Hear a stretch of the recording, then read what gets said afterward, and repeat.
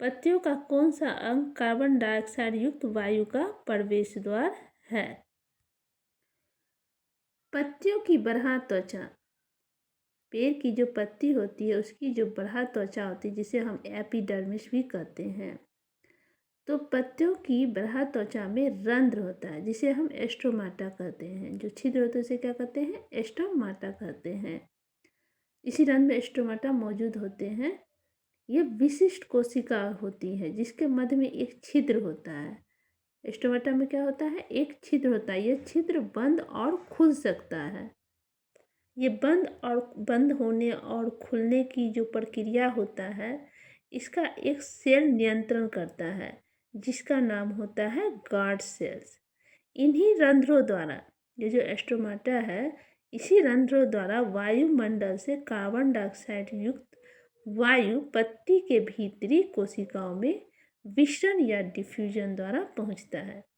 इसका मतलब वहाँ पेड़ की जो पत्ती होती है, पत्ती में एस्टोमाटा होते हैं, उसमें जो छिद्र होता है उसी के माध्यम से कार्बन डाइऑक्साइड को पेड़ के पत्ती के में जाती है, सेल के द्वारा, विसरण के द्वारा जाती है। किसके द्वारा हो जाती है कार्बन डाइऑक्साइड वृक्ष के अंदर? तो कार्बन डाइऑक्साइड जाती है विसरण के द्वारा और ऑक्सीजन निकलती है। अतः पौधों में गैसों का विसरण किसके द्वारा होता है?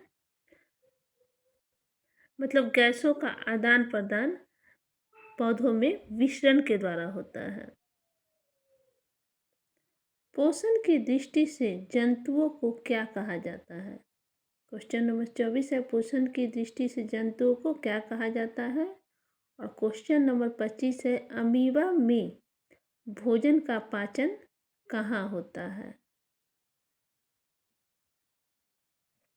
तो क्वेश्चन नंबर 25 का आंसर है जंतुओं में पोषण।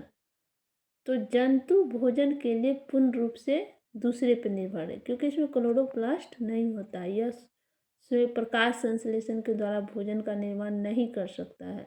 यह जीव जंतु या पेड़ पौधों पर निर्भर होता है, इसलिए कहा जाता है ये दूसरों पर निर्भर होता है। अर्थात जंतु परपोषी होते हैं। कैसे होते हैं? परपोषी होते हैं। जो इनके लक्षण हैं, परपोषी जंतु मृतजीवी हो सकते हैं, परजीवी हो सकते हैं या प्राणी समपोषी हो सकते हैं। अमीबा एक सरल प्राणी समपोषी जीव है और ये अपने कूटपाद, इसकी जो कूटपाद होती है उसी के मदद से यह भोजन को ग्रहण करते हैं। क्योंकि यह एक कोशिकीय जीव है, इसको अलग से भोजन ग्रहण के लिए मुख नहीं होता है। यह अपने कूटपादों के माध्यम से भोजन ग्रहण करता है। उसके बाद अमीबा में पोषण जो होता है वह अंत ग्रहण, मतलब पहले ग्रहण किया, फिर पाचन, फिर पचता है तथा फिर बहिष्करण, मतलब पचा हुआ भोजन के बाद जो अवशिष्ट बचते हैं उसे वह निकल जाते हैं। इन प्रक्रियाओं के द्वारा पूर्ण होता है। अब है कि धीरे धीरे जिसके जो कूटपाद है वो धीरे धीरे कूटपाद के सिरे तथा फिर पार्श्व आपस में जुड़ जाते हैं और इस तरह एक भोजन रसधानी का निर्माण करता है जिसमें भोजन के साथ जल भी होती है। जो भोजन रसधानी होती है उसमें भोजन के साथ जल भी होती है। भोजन का पाचन इसी भोजन रसधानी में ही एंजाइम, जितने भी एंजाइम भोजन पचाने के लिए आवश्यक होती है इसमें होती है। इन एंजाइमों के द्वारा ही भोजन पचता है और पचा हुआ जो भोजन है वह भोजन रसधानी से निकलकर कोशिका द्रव्य में पहुंच जाते हैं। सेल में जो द्रव्य होती है कोशिका द्रव्य उसमें पहुंच जाती है। वहाँ से फिर पूरे समूचे शरीर में जितने भी शरीर है उसमें वितरित हो जाती है। और अमीबा में अपचे भोजन, जो भोजन नहीं पचता है, भोजन शरीर से बाहर निकल जाता है।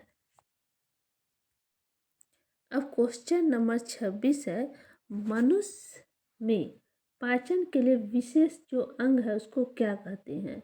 और क्वेश्चन नंबर 27 है, मनुष्य के जो जीव है उसके ऊपरी सतह पर पाई जाने वाली संरचना को क्या कहते हैं? मतलब जीव के ऊपर जो सतह है उसमें जो पाई जाने वाली संरचना उसको हम क्या कहते हैं?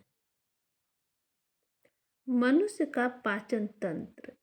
मनुष्य तथा सभी उस श्रेणी के जीव जंतु जो है, या मनुष्य हो या फिर उस श्रेणी के जितने भी जीव जंतु हैं, उसमें भोजन जो खाते हैं उसके पाचन के लिए, हम जो भोजन ग्रहण करते हैं वो जो उसका जो पाचन होता है उसके लिए एक विशेष अंग होता है।